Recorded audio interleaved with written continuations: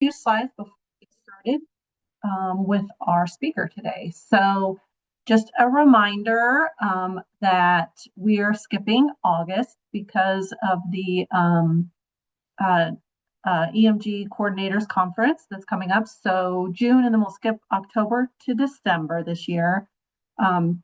If you registered for all of the webinars, just remember that one will be canceled, and we'll send out an email letting everybody know. The next webinars for 2026 are listed here on the screen. We have October for our national EMG impacts, and December we're going to be talking about All-American selections. And then just a couple of quick announcements. Remember, again, if you have any announcements before a webinar, you can send them to Ashley and I, and we'll get them posted in our webinar slideshow for you. Hopefully everybody is starting to get registered for the National Extension Master Gardener Coordinator Conference that's coming up in August. If you've not registered yet, you can scan the QR code or look into the latest edition of the Sprout newsletter for the website to register.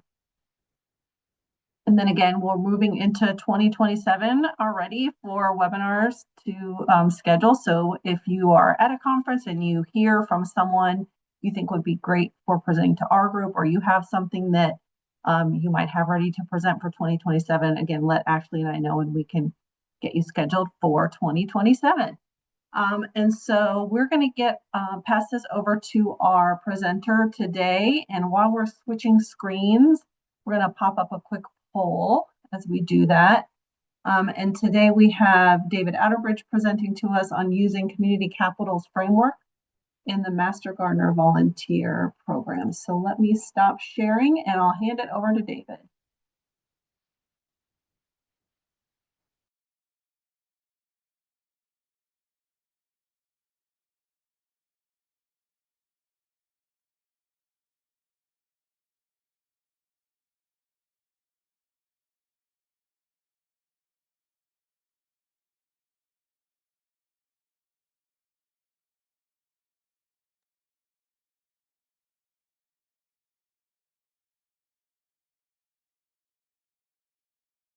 Right. Sorry, guys, just getting my video appears to be not working. Can you guys see the presentation slide all right? Just give me a Yep, thumbs up. everything looks good. We can see you too, by the way. Okay, terrific. That's wonderful. Well, maybe wonderful. Depends on your opinion. Um, hey guys, how are you today? My name's David Outerbridge. I work for the University of Florida Institute of Food and Agricultural Sciences as a county extension director in Lee County. And since 2019, I have a lot of programs, a lot of different programs. I do sustainable food systems, natural resources, and previously I had the Master Gardener program under my remit. And during that time, it's one of the most fascinating programs to me within Extension because you're kind of have so many things going on at the same time. And I'm in awe of how well Master Gardener agents manage all of those things. But you also have a vast amount of impacts in the community.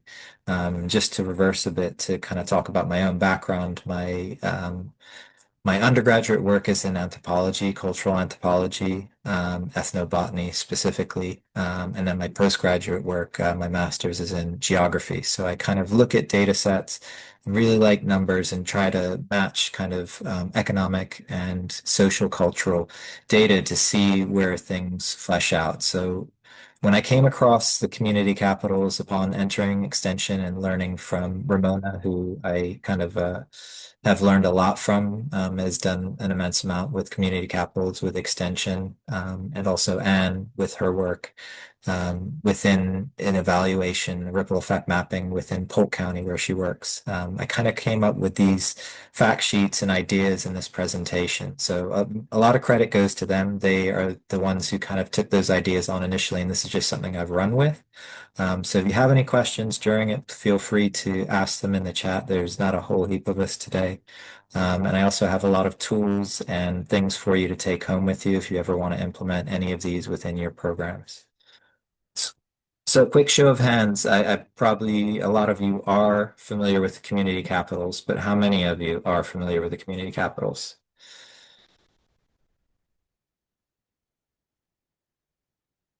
Okay. So the agenda for our meeting today, we're going to define the community capitals through the lens of the Master Gardener program. I have a bunch of measurement tools that I've kind of created based on a few different perspectives. One is more of a qualitative based. Another one is how do we show return on investment? And then, the end is for discussion for how these things work with your programs and what can best suit, or, what ideas you have, because I'm sure you guys have a lot of ideas and are implementing a lot of these things. And then we often learn that we're doing it kind of in parallel sometimes with an extension. So I'd love to hear more about what you're doing. So just a little background on the community capitals framework. It was established by Cornelia Butler Flora and Jan Flora at Iowa State University, and they kind of started fleshing the idea of the community capitals out in the 1990s, but they were really well established in a 2008 paper that they did as part of a book, Rural Communities, Legacy and Change. That kind of set the foundations for community capitals, and there's lots of different ways of looking at the community capitals. There's 5 capitals, 7 capitals. I've seen 9 capitals as well. So there's lots of different ways you can look at and create new community capitals or utilize the framework that's set out in Flora and Flora.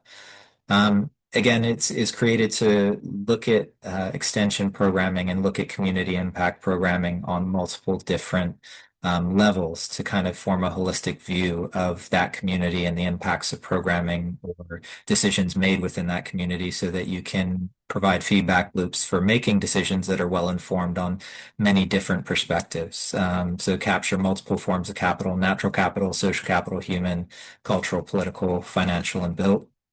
Addresses the need to understand how communities grow and sustain resilience over time and helps us identify the interconnections, and you'll see this term a lot later as well, ripple effects across sectors to show how the different capitals kind of influence each other as well as, maybe some things and ripples that we don't understand or don't know are happening with programs or things that are going on in the community. It supports more equitable, inclusive development because it's non-traditional assets. You're looking at assets, not just financial. You're not just looking at build assets. You're looking at a multivariate of assets that may exist within your communities. And it kind of provides a practical tool for all of us within extension and community leaders to assess the impacts and guide decision making. So, just to define the ones that we're going to talk about today in regard to the Master Gardener program, natural capital, it's natural resources and environment of a community, including the land, water, air, soil, climate, and biodiversity that support the life. So the cultural capital is the shared values, traditions, language, and heritage. Human capital, skills, education, health, leadership, individuals within the community that can contribute to that community and what they do within that community. Social capital is kind of the relationships, networks, and trust and connections among those people. Political capital, the ability for the community to influence standards, policies, regulations, and the feedback loop between decision makers and that community. Financial capital, of course, monetary resources. We look at a lot of things through the financial capital lens in our society, so we're very familiar with this. And then build capital, the infrastructure and ability of to utilize infrastructure as well as buildings, roads, utilities, parks, etc.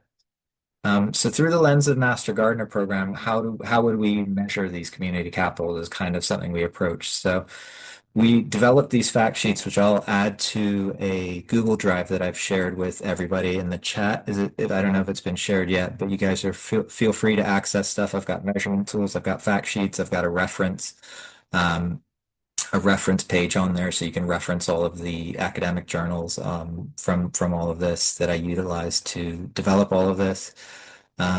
So we developed the contributions of the lens through community capitals framework. So we looked at the different capitals and how we would frame the Master Gardener program under each of the capitals and how we could use that for program measurement if we wanted to utilize this framework to measure what we do and see the ripples between the things, whether we do it in a standard kind of survey or we do something large like a strategic plan or ripple effect mapping to get different things.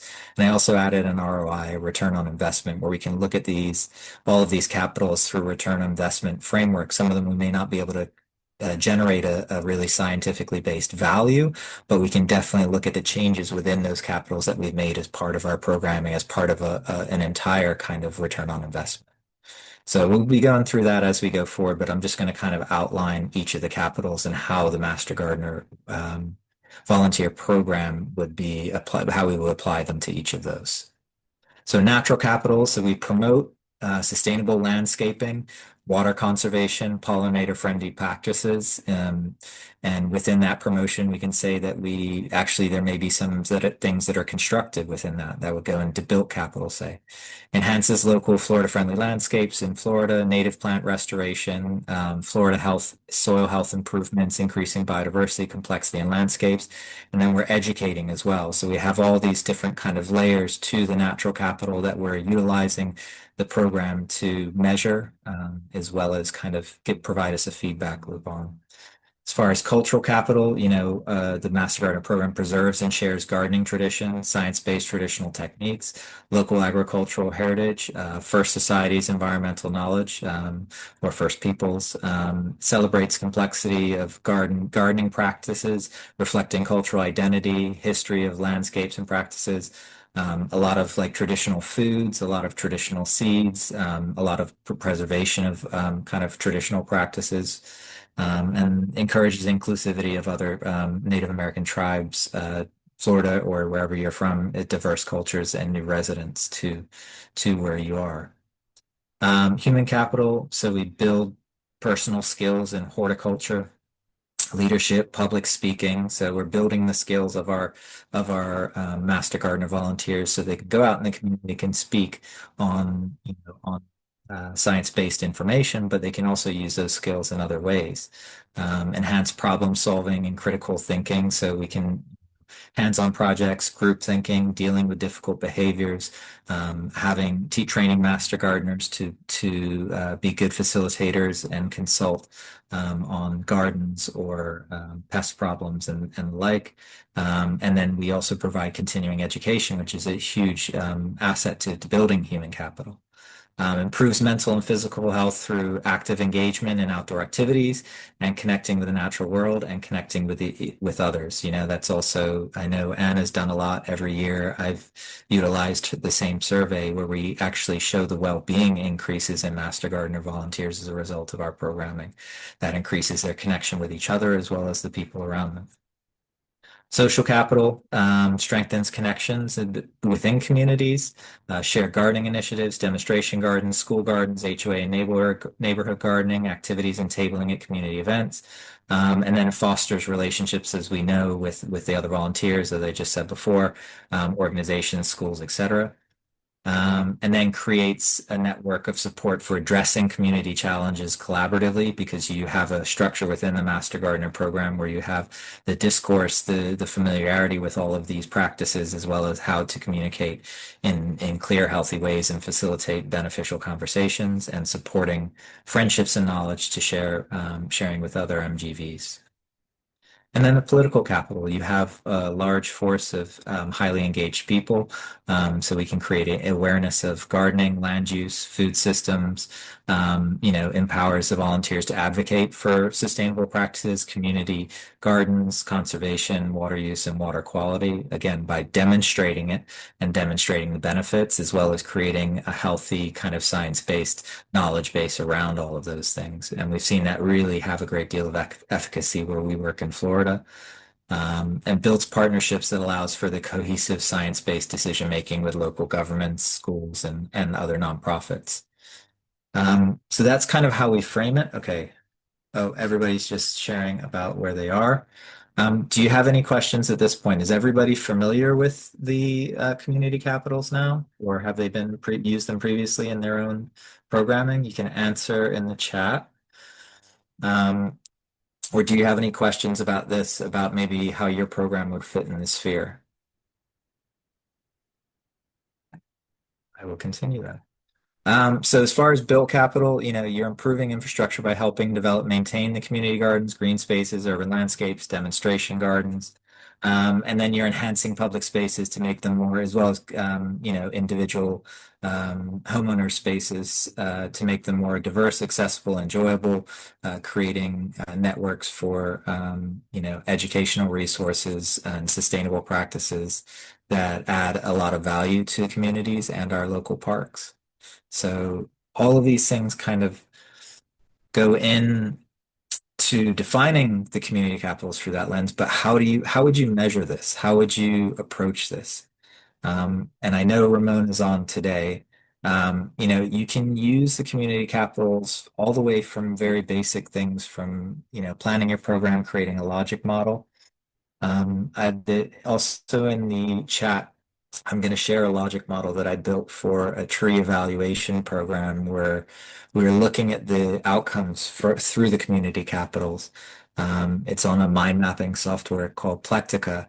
And what I did, just standard logic model, and created all of the goals and said, okay, how can I measure all this through the community capitals and provide a return on investment?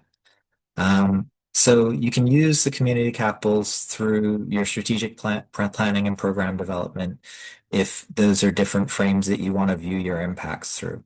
So through the surveys pre and post, through the 6 to 12 month kind of knowledge gain surveys, and then you can kind of look at the activities that you're doing and strategize what you want to do with your program through the lens of community capitals to prioritize one, what's going to have the most impact within your community, also where you have the different knowledge sources, whether it be the science-based information that you're communicating or different priorities and needs that you can meet within the community through the lens of the community capitals. And this can help prioritize if you do a good ripple effect mapping, do good community surveying, and say what community capitals are more important to your stakeholders, to your communities, as a kind of pre-survey before you do programs. Or you can take what you're doing already and say, okay, these fit into these community capitals.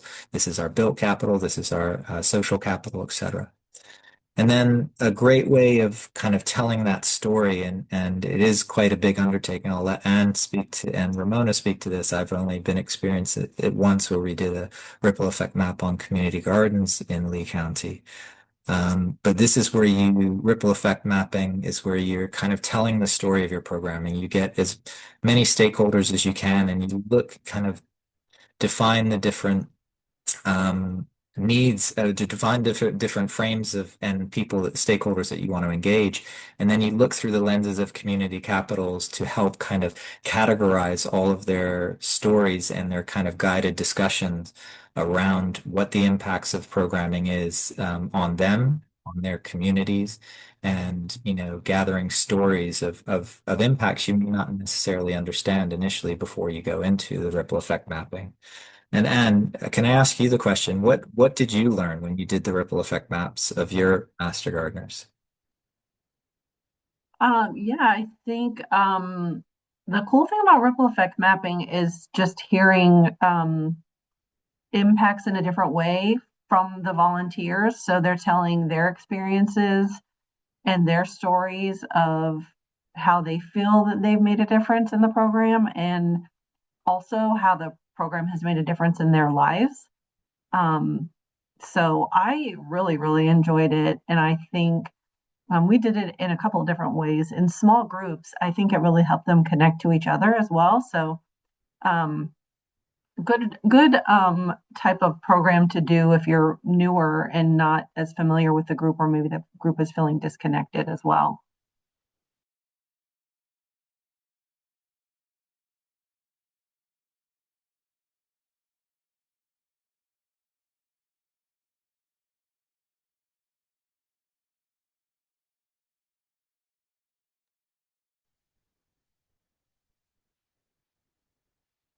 David, I'm not sure if you have sound. I'm not hearing anything.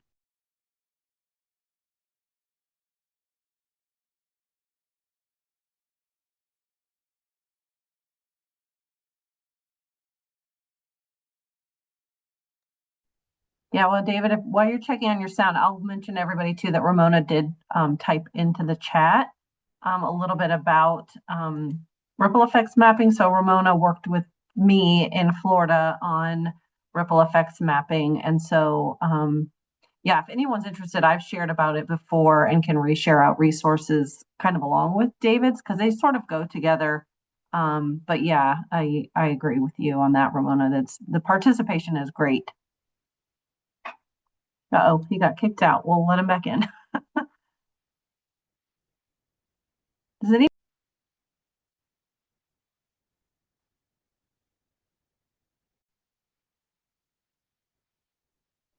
All right. Here is the Google Drive. You can take a look at that. Maybe we'll think of a bunch of questions as we're waiting for him to come back in. Yeah, and can you tell us just a little about what is that ripple effect mapping? Like how is that done? Or I don't know, I'm not familiar with that. So can you just give us a quick rundown of like the steps? Is that surveys or Yeah, so and Ramona, I know you're in here as well. You may have to join and uh kind of, I guess, add on. If I'm forgetting something, I'll turn my video on so I'm not talking to, you're not looking at nothing. Yeah, so we use that community capitalist framework and kind of uh, identified some topics that we wanted to kind of focus on in a Master Gardener group. And I did the ripple effects mapping when I first started with um, in my position to just kind of bring everybody together on the same page. Um, and I think if I can recall, Ramona, we started it during COVID, so it didn't really go exactly how we had planned. Um, so we did small groups where we got people together. We did Zoom, and then we ended up doing in person. And then we actually revisited it, the whole thing, like a year later when we could get everybody in person, and we kind of revised everything at that point. But it's a lot of like storytelling and mapping things, meaning like if I say something, somebody else can jump in and say how that's connected, that sort of thing. Am I missing something, Ramona? No, I think you're doing a good job. I think one thing we ought to do is maybe just back up a little bit and say that ripple effects mapping was used with Ann's Master Gardener volunteers in Polk County in Florida a couple of years after Anne had been in position, but also a couple of years after we had started off with a visioning session for Anne, because Oh Anne yeah. had transitioned into a position. She had already been known to them, but it was a new position for her, meaning within the context of extension. And then a few years later, we did ripple effects mapping to get a sense of the progress that the group had made. And we can drop, and David probably has it in the Google.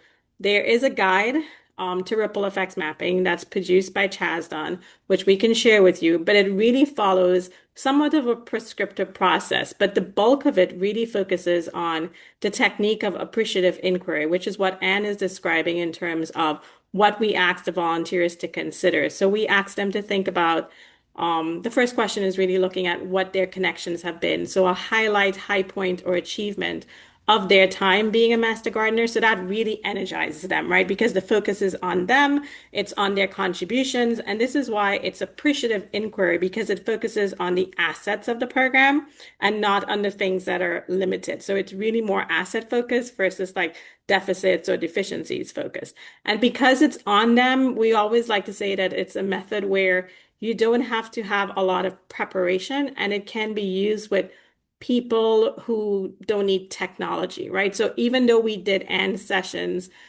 started in COVID virtually, we were also able to fill and follow that on when we came out of COVID because we actually did hybrid sessions. So we did some virtual, we did some hybrid, and then as we emerged from COVID and we got better sense about restrictions for in-person programming, we were able to do that in person with Anne's group with some distance in when we came to the office to review the results. So I think it really is a good opportunity if you've been a master gardener for a while to use the technique to kind of get a sense of your program, where it is, what your achievements have been, and maybe set some new strategic goals or vision for the program.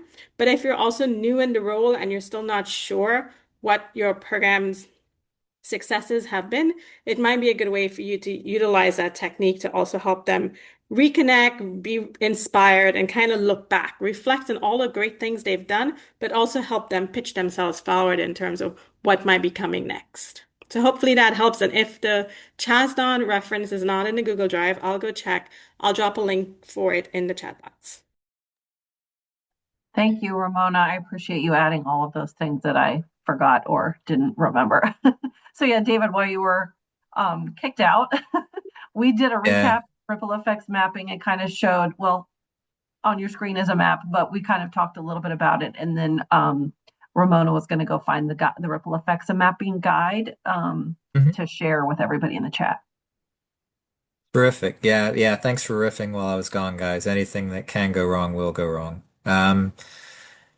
So yeah, so looking at the ripple effect mapping, I think you've probably heard a good synopsis from Anne and Ramona. So you can capture direct and indirect impacts of really complex ideas and kind of see them and how they relate to one another. So it helps you, like, you can take stock midstream and inform planning decisions. You can use it to establish a program. You can do it well on in your program if you want to reframe and you see things changing or you want to do a needs assessment. Engages participants. It's a good way to get people together to tell their stories, to help them be seen, to help them feel heard. So it is a really good if you have good food and you get people together and it's a calm environment, or one even where they can, feel like they can vent. It really helps people that come through it feel good and see and how they're connected to one another and also see the opportunities to connect with one another. Supports participatory reflection and shared learning, as we said before. Inclusive, again, depending on how you manage it and how inclusive it gets. And again, the revelations are the things that I find the most interesting because you don't know what you're doing sometimes until you can see the impacts and the stories that people tell and how things change their life. There was one student that we were doing ripple effect mapping on schools that said, and one of the teacher said a student changed their outlook on their life and wanted to become grow food for a living based on their interaction with that program. So you can kind of see those impacts because we get caught up in the doing a lot. We don't necessarily stop and have a good way of kind of having everybody tell us the stories and appreciate what we're doing within the community or be reflective if some of the things we're not doing are not having the impact or the benefits that we want to the people that we care about the most and the people whose needs the program is supposed to be meeting. So it again shows the bigger picture, and you can see it from multiple perspectives. And again, the best thing I like is the mind map. It produces a clear visual summary of the successes, and the value. And you can show that to stakeholders. You can show that to decision makers to help, support your programming and to, kind of grow. All right. So So then there was a next phase where we started looking at programs, and this worksheet you guys can access. It's in the file as well. It seems complex, but it's quite simplistic. It's just really taking each of the community capitals and kind of identifying ways that you can measure those community capitals. There's also a questionnaire in there where you can send to your stakeholders of what community capitals they value, of what is important to them within the community capitals and then that can help define your programming as well. So this ROI is a worksheet. I won't go into the nuts and bolts. It's pretty self-explanatory when you take a look at it. So it just takes a look at, say, like a 2-year initiative invested where it takes $100,000 to invest. Generated 180,000 in funding and 50,000 in productivity gains. So $138,000 in benefits. Like I said, the financial capitals are easy to look at. Built capitals, you can determine the values for things. Things like natural capitals, not always easy. Environmental economics it is a very, I guess now it's been decades in use, but it's very hard to substantiate those environmental economics easily to decision makers. So within some of those capitals, you may want to start off with a baseline measure, say out of 100, we're hitting a 43 on natural capital. And through the implementation of this program, we can demonstrate that we increased the value to the natural capital based on the surveys pre-post, based on the evaluations of the increases in planting, other things like that, wildlife habitat, and we've increased it from a 43 to a 60, which is a significant growth within that capital within the community we're serving. So some of these capitals you don't want to look at in terms of finances. You want to look at it in the growth within the capital, and you can kind of define measures within each of those capitals that will get you a baseline number where you can show the growth. So all of those combined can help provide quite a compelling argument for your programs. It can help guide your programs, but it can also really define to those people making the decisions. Here's the financial value. Here is the natural resource value. These things are all important and they're all part of the program. It's a very holistic way of communicating that data rather than just saying we made all this money, or it's for every $1 you spend, you get this many back. Which, as we know, a lot of people make decisions on those numbers, but you can really change their minds by addressing the stories that are around your programs and the impacts that may not necessarily be tangible in financial terms. So more of what I've kind of conveyed to you guys today is a lot of the tools and techniques. I'd love to hear um, more from you guys about how you would use this in your programming, whether you've used things like this within your program measurement before, and if these tools are helpful. So please feel free to enter questions in the chat. And Ashley, I don't know how you guys feel about people putting their hands up and speaking. I would love it, but it's up to you guys. It's your webinar. Yeah, I think that's totally fine. If anybody has anything, you're welcome to call on them or type in the chat and we can read the chat if you want to. Whatever is totally fine. That'd be great. And then I have heaps and heaps of references because I've been looking at all the research behind this and kind of to help define it and show that there's a research background in defining these community capitals and evaluating community impacts. So, like I said, it's on the Google page as well. And yeah, I'd love to hear more questions. This has been really great. Thank you guys for being such a lovely audience. And how do you guys feel about this?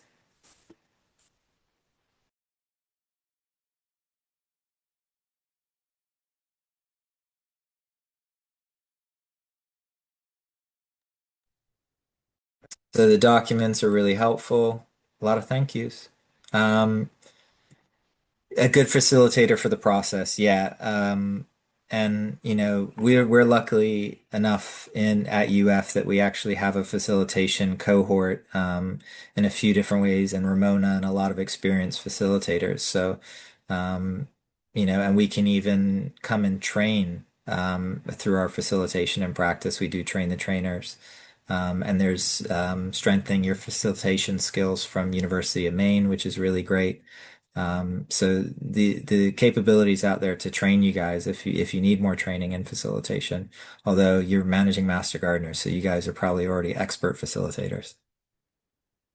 I wanted to make a comment if you don't mind, because Ramona and her group facilitated the ripple effects mapping and the visioning for my county program, is that they were outside facilitators and no one knew them rather than me facilitating them.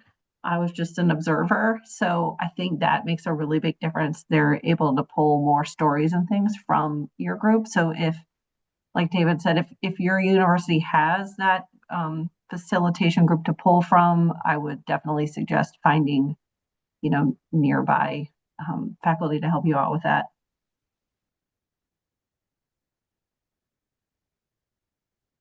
Well, Ramona, you guys are willing to travel and train people, right? Sure, David, we can definitely do that. I wanted to just add on to something that Ashley dropped into the chat box here about, figuring out ways to show the impacts of the work. And I thought what Anne did in her county, along with her county extension director, is take what the ripple effects mapping sessions over the multiple times that we did it and present it to county commission or to their county managers, city managers, because it was done in a way that people can recognize the information that was presented, right? So a lot of people do know about social capital, right? Those are the bonds that we have with people and how well we get along with others and how well we're able to connect with others. So the bonding and bridging aspects. And putting that in those types of terms, along with some of the quantitative measures that David just mentioned in terms of return on investment, is a language that commissioners and city folks and funders understand, right? When we think about how we can attract new funds, how we can attract more interest or support for a project, you want to put in a butterfly garden or a greenhouse and you need to get 10,000, 15,000, whatever it might be. That's a great way to say, here's what our Master Gardener program does, and here's what our volunteers can do and what we've been able to capture and do because of the investment that they give in our communities. And that's a great way to think about how you can show the impact of the work and your work, because they are representing you and Extension, and they are representing the community in general. I think that makes such a great difference. Definitely, Ramona. I mean, and social capital is one of those things. If you want to, again, I can create another ripple with this. So social capital increases community resilience. Social capital has been definitively proven within research around hazards to be a major factor in how quickly communities recover from hazard events. So there's a lot of connections here to other research and to other ideas that help improve your community in different ways. And like Ramona said, it provides you the kind of inspiration to have these discussions, and have substantiation that's very clear, concise, and connects all the pieces.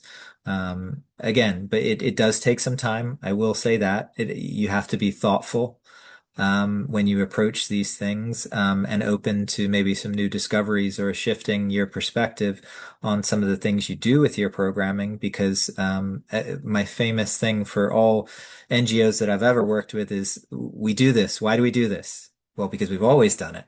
It's like, well, what are we going to have to look at it and say why we do this? And is it the best thing and the best use of our time? So that's some of the things that can come out of it that are challenging sometimes, for stakeholders.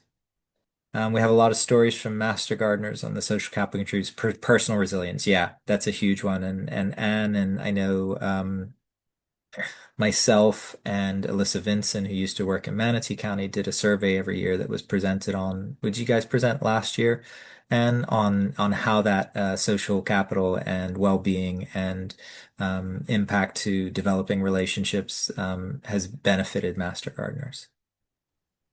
Yeah, and if you're new to wanting to report or are reporting those like well-being benefits to Master Gardener volunteer programs, you'll get some really great stories that you are probably not even aware of that are happening within your programs.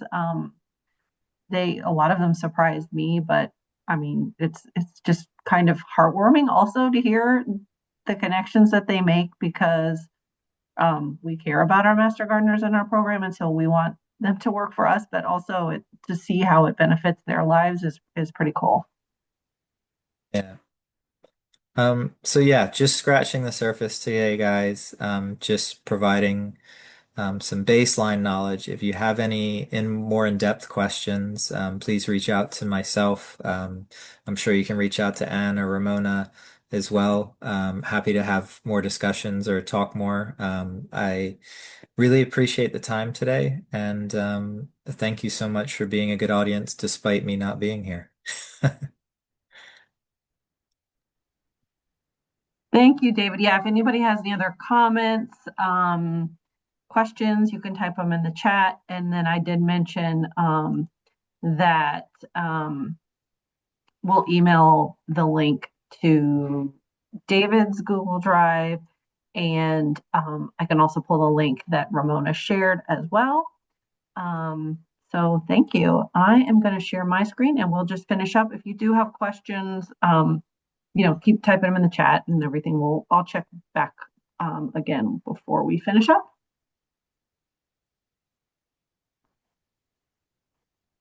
Okay, so hopefully you guys can see my slides now.